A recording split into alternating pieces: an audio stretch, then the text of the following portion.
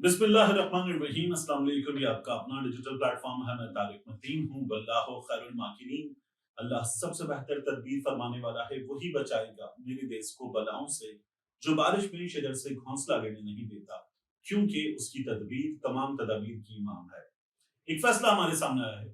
उस फैसले के जरिए पाकिस्तान तहरीक इंसाफ को एक बहुत बड़ा नुकसान पहुंचा है। शायद जो सबसे बड़े नुकसान गुज़श्ता कुछ अरसे में पहुंचे हैं, उनमें एक बहुत बड़ा नुकसान पाकिस्तान तहरीक इंसाफ को पहुंचा है।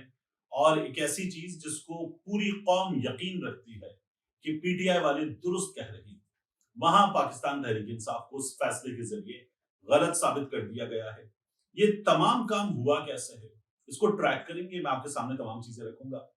इसके अलावा कुछ यूट्यूबर्स को एक जगह बुलाया गया, बुलाकर कुछ चीजें बताई गई, रादर समझाई गई और उन्हें एक रास्ता दिखाया गया। ये हुआ है कुछ यूट्यूबर्स के साथ। और साथ में हमारे सामने सिचुएशन है सुप्रीम कोर्ट ऑफ पाकिस्तान में जस्टिस मंसूर अली शाह साहब के एक फैसले की भी। ये एक अलग मामला है, बल्कि बात यहीं से जस्टिस मंसूर अली शाह साहब के मामले से शुरू करते हैं। ये जो यूट्यूबर्स को एक जगह बुलाया गया और उनको एक रास्ता दिखाया गया, रादर समझाया गया, इसकी बात मैं थोड़ा सा आगे जाकर आपकी परमिशन से करूंगा। देखिए, माजरा यह है कि जस्टिस मंसूर अली शाह साहब ने एक फैसला सुनते हुए ये रिमार्क्स दिए हैं कि जो फैसलों में ताखीर होती है, वो निजाम अदल के लिए, इंसाफ के लिए कितनी खतरनाक होती है। सुप्रीम कोर्ट ने अदलिया में फैसलों में ताखीर पर गहरी तशवीश जाहिर की है और खबरदार किया है कि ऐसी रविश से अवाम के एतमाद को हम मजरूह करते हैं, कानून की हुक्मरानी कमजोर होती है। खास तौर पर उन कमजोर और बेसहारा अफराद को नुकसान पहुंचता है जो तवील मुकदमेबाजी बर्दाश्त नहीं कर सकते। मुकदमा बरस हा बरस चलता है, वकीलों की फीसें होती हैं, इखराजात होते हैं, अदालतों के चक्कर लगते हैं, नौकरियां, कारोबार सब मुतासर होते हैं, लोगों के घरों की जिंदगी पूरी मुतासर होती है और ये सिचुएशन होती है। जस्टिस मंसूर अली शाह साहब रिमार्क्स देते हैं कि फैसलों में ताकीद शदीद मुआशी और समाजी असरात मुरतब करती है। ये सरमायाकारी को रोकती है, मुआहिदों को बेमाने बना देती है और अदलिया की इदारा जाती साख को कमजोर करती है। ये रिमार्क्स उन्होंने अब्दुल सलाम खान की अपील की समाअत के दौरान दिए। सुप्रीम कोर्ट का दो रुकनी बेंच, जिसमें जस्टिस मंसूर अली शाह साहब थे, जस्टिस आयशा मलिक साहिबा थी, वो ये समाअत कर रहा था। दरखास्त गुजार ने पेशावर हाईकोर्ट के 3 नवंबर 2021 के फैसले के खिलाफ, अपने मौकिफ के खिलाफ जो फैसला आया था, उसको चैलेंज किया हुआ था। अब जस्टिस मंसूर अली शाह साहब ने ये रिमार्क्स दिए, बड़े वायरल हो रहे हैं कि फैसलों में ताखीर से क्या होता है। मैंने पहले भी आपसे कई बार कहा, मैं अब भी कहता हूं, हमारे यहां जब हम कसूर बांटने खड़े होंगे कि हमारे इस मुल्क में अब तक जो चीजें नहीं हो सकी, अवाम की जिंदगी अजीरन है, हम एक नाकाम मईशत हैं अब तक, और हम कोशिश कर रहे हैं बार बार टेक ऑफ करें। कभी उड़ान होती है, कभी SIFC होती है, कभी कौमी इक्तिसादी काउंसिल होती है। हम बार बार कोशिश करते हैं, कोशिश भी नाकाम होती है। कोशिश करते रहना चाहिए बहरहाल। तो मैंने कहा कि हमारी जो एस्टैब्लिशमेंट है, उसका एक बड़ा कसूर है, ठीक ठाक बड़ा कसूर है। उन्होंने मुदाखलत की बार बार, ऐसी की तैसी करके रख दिया हमारी सियासत की भी, रियासत की भी, और खुद आके बैठ जाते हैं, बरसा बरस बैठ जाते हैं, कुछ नहीं चलने देते। फिर उसके बाद हमारी अदालत जिम्मेदार है। एस्टैब्लिशमेंट के साथ साथ मुजरिमाना किरदार है हमारी अदालत का। ये जो आके डिक्टेटर बैठते हैं, उनको भी बाकायदा तौर पर कहते हैं कि ठीक है चलने दो। फिर उसके बाद अदालतों में मामलात आते हैं, कहते हैं चलने दो। इस वक्त भी जो इलेक्शन ट्राइब्यूनल के फैसले हैं लटके हुए हैं, जो इलेक्शन के खिलाफ धांधली की अपीलें हैं सुप्रीम कोर्ट में लटकी हुई हैं, सुप्रीम कोर्ट में फैसले लटके हुए हैं। सुप्रीम कोर्ट के जज साहिबान को अभी गुज़श्ता कुछ अरसे में लाखों के रेज मिले, रेज लाखों के मिले हैं, तनख्वाहों में इजाफा, मुराद में इजाफा, पैसे बढ़ गए, तो जज साहिबान बैठे हुए हैं। ये निजाम अवाम की ऐसी की तैसी करे, वोट चोरी करे, जो चाहे करे, जज साहिबान बैठे हुए हैं, क्योंकि जज साहिबान को माली फायदा हासिल हुआ। तो जज साहिबान ने कुछ नहीं किया, ये एक बहुत बड़ी हकीकत है। तो जस्टिस मंसूर अली शाह साहब जब ये बता रहे हैं, तो मुझे तो वो भी याद आता है कि जस्टिस मंसूर अली शाह साहब ने 4-3 का फैसला, 3-5 का फैसला, ये जो बातें की थी, 2 सूबों में इलेक्शन होने जा रहा था आइन के मुताबिक, जस्टिस साहब ने नहीं होने दिया था। तो जस्टिस मंसूर अली शाह साहब भी और दीगर जज साहिबान भी, आज जो हालात हैं उनमें अच्छी खासी जिम्मेदारी उनकी अपनी भी है। आज पाकिस्तान तहरीक इंसाफ को बड़ा पसंद आता है, पीटीआई वाले बड़ी तारीफें करते हैं। अपराइट जस्टिस साहब को रोका गया, चीफ जस्टिस नहीं बनने दिया है, बिल्कुल ठीक बात है। लेकिन जस्टिस साहब ने जो काम किया आलिया नीलम साहिबा वाले मामले में, यानी लाहौर हाईकोर्ट में सीनियर मोस्ट चीफ जस्टिस बन जाते तो जस्टिस मंसूर अली शाह साहब थे, जस्टिस मुनीब साहब थे, काजी फायज ईसा थे, मिलके काम किया और आलिया नीलम साहिबा को तीसरे नंबर से उठा के ले आए। अब हर जगह यही होगा। फिर हुकूमत ने कहा जब ये किया था तो अब हर जगह करेंगे और इत्मीनान से किया। तो मंसूर अली शाह साहब को ये चीज देखनी चाहिए। दूसरा, मैं आपसे अर्ज करूं, एक फैसला आया है, ये दरखास्त थी उमर अयूब साहब की सिकंदर सुल्तान राजा के खिलाफ, चीफ इलेक्शन कमिश्नर के खिलाफ बैरिस्टर अली जफर के तबस्सुत से सुप्रीम जुडिशियल काउंसिल में दरखास्त थी और दरखास्त देकर उन्होंने कहा कि सिकंदर सुल्तान राजा को हटाया जाए, क्योंकि वो इलेक्शन कमीशन ऑफ पाकिस्तान के चीफ हैं। तो ये नहीं हो सकता कि खुद मुख्तार इदारे का चीफ हटा दिया जाए। उसको हटाने के लिए वही तरीका है जो जज को हटाने के लिए। सुप्रीम जुडिशियल काउंसिल में दरखास्त जाती है। सुप्रीम जुडिशियल काउंसिल, जरा सा रिकैप आपके लिए कैसे काम करती है। उसमें चीफ जस्टिस होता है, उसके बाद सुप्रीम कोर्ट के 2 सीनियर जजेस होते हैं, फिर उसके बाद 4 हाई कोर्ट्स हैं। उन चारों हाई कोर्ट्स के चीफ जस्टिस में जो 2 सीनियर मोस्ट होते हैं वो शामिल होते हैं। चीफ जस्टिस, सुप्रीम कोर्ट के 2 सीनियर जस्टिस और फिर चारों हाई कोर्ट्स के जो चीफ जस्टिस हैं उनमें जो 2 सीनियर मोस्ट होते हैं वो सुप्रीम जुडिशियल काउंसिल में समाअत करेंगे। बंदा गिल्टी साबित हुआ तो फिर उसके बाद सदर मुमलिकत को भेज दिया जाएगा कि आप दस्तखत कर दें, इससे इसके ओहदे से हटाया जाता है। उसके अलावा भी कोई कार्रवाई बनती है तो उसका फैसला हो जाएगा। सुप्रीम जुडिशियल काउंसिल में गुज़श्ता कुछ अरसे में मुख्तलिफ लोगों के फैसले आए हैं। तो इस सुप्रीम जुडिशियल काउंसिल ने फैसला दिया सिकंदर सुल्तान राजा के मामले में। उमर अयूब साहब ने बैरिस्टर अली जफर के तबस्सुत से क्या कहा था कि एक, सिकंदर सुल्तान राजा इलेक्शन वक्त पे करवाने में नाकाम रहे, बिल्कुल दुरुस्त बात थी।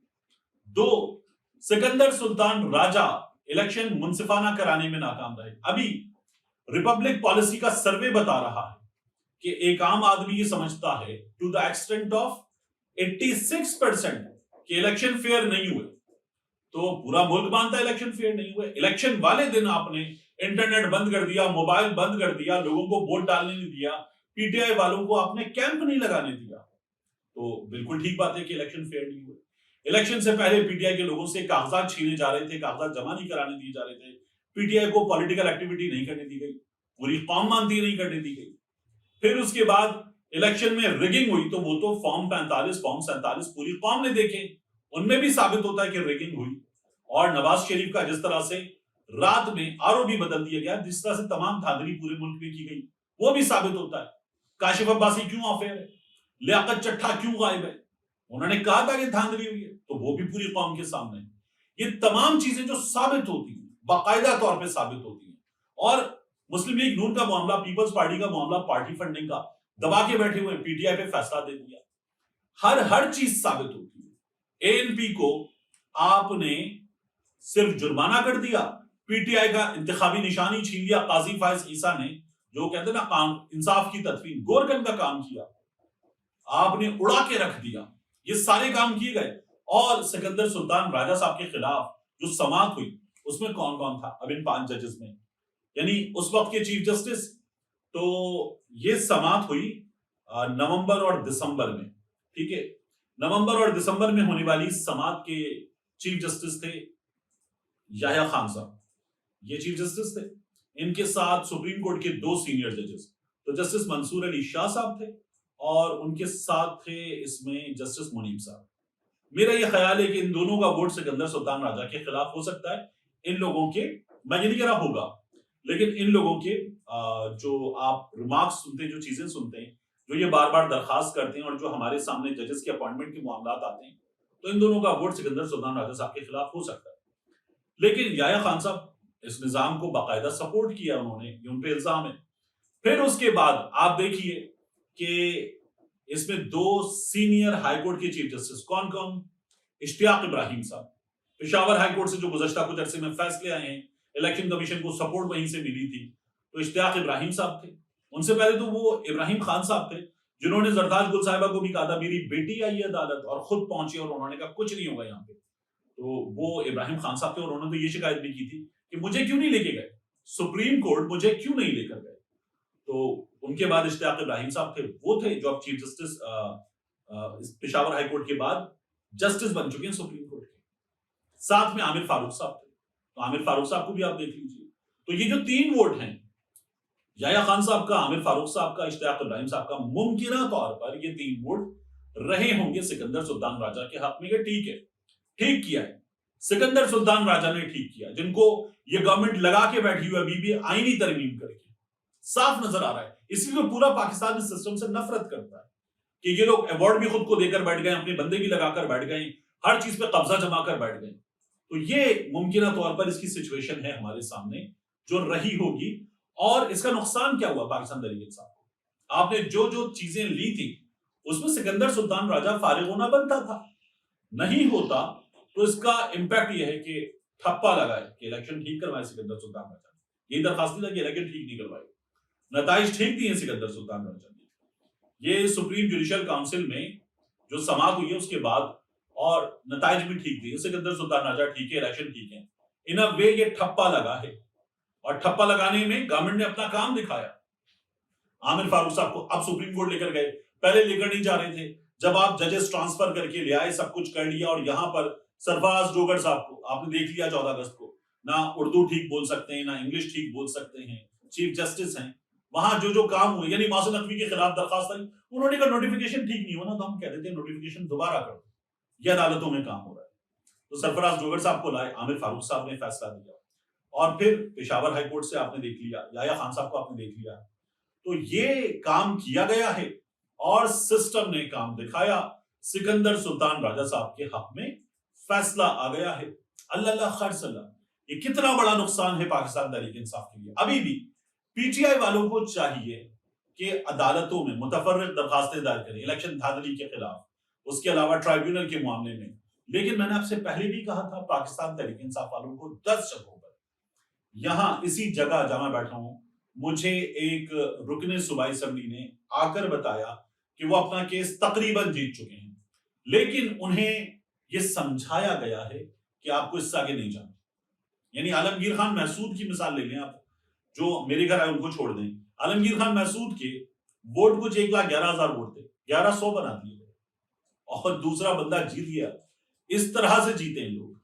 मैंने तो खुद अपनी आंखों से, अपने हाथों में लेके पाकिस्तान तहरीक इंसाफ वालों के कराची के फॉर्म 45 जिब्रान नासिर के घर पे, हम लोगों ने वहां देखे, तमाम चीजें देखी, कुछ नहीं हुआ। इंतहाई बड़ा धांधला, कुछ नहीं हुआ, और इतनी बेशर्मी के साथ काम किया जाता है। ये 2018 में भी तो ऐसे ही हुआ था। यानी एक तो आप पहले ही मान लेते हैं कि ये इलेक्शन धांधली ज़दा है, और दूसरा 2018 में हुआ था तो लड़ते, नहीं हुआ था 2018 में। 2018 में भी पीटीआई को नुकसान पहुंचाया गया था, इमरान खान को मजबूर किया गया था कि बेसाखियों के साथ हुकूमत बनाई जाए। बाजवा साहब ने काम दिखाया था, तो ये हुआ था, और इमरान खान साहब जो है उनकी हुकूमत बेसाखियों वाली हुकूमत थी, तो इसीलिए गिराना आसान था। ये काम किया गया था। और अब ये जो सिकंदर सुल्तान राजा साहब वाला फैसला है, इस फैसले की भी डिटेल आए हमारे सामने। यानी सुप्रीम जुडिशियल काउंसिल में समाअत हुई है, तो ये 4-1 का फैसला है राजा साहब के हक में, ये 3-2 का फैसला है, या ये 5-0 का फैसला है, मुत्तफिका है, सब मुत्तफिक है। तो ये हमारे सामने चीजें आई। कौम तो उल्लू नहीं है, कौम ने तो सब कुछ अपनी आंखों से देखा है, सोशल मीडिया का दौर है, तो हमारे सामने फैसले की डिटेल्स आई। अगर ये फैसला यूनानिमस होता ना, तो याह्या खान साहब ये मौका कभी जाया ना करते, उसमें लिखा होता यूनानिमस है। अब ये कि अपील्स जो थी, वो जो उनके खिलाफ कार्रवाई हुई, वो डिसमिस कर दी गई। उमर अयूब साहब की ये जो दरखास्त थी कि इनके खिलाफ कार्रवाई करें, वो डिसमिस कर दी गई। अब ये 3-2 से हुआ, 4-1 से हुआ, ये बताएं, इसमें डिवीजन है इसलिए ये नहीं आया। तो ये हमारे सामने तफसीलात आनी चाहिए, बहुत जरूरी है।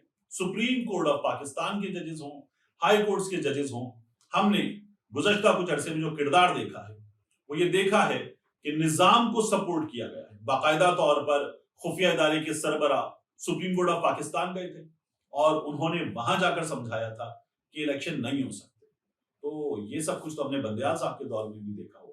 तो चीजें कितनी खौफनाक हैं। इस्लामाबाद हाईकोर्ट के जजेस के साथ क्या हुआ, खुफिया इदारे के लोगों ने क्या किया, उन्होंने शिकायत की थी, उसको भी नहीं सुना जा रहा था 6 जजेस ने।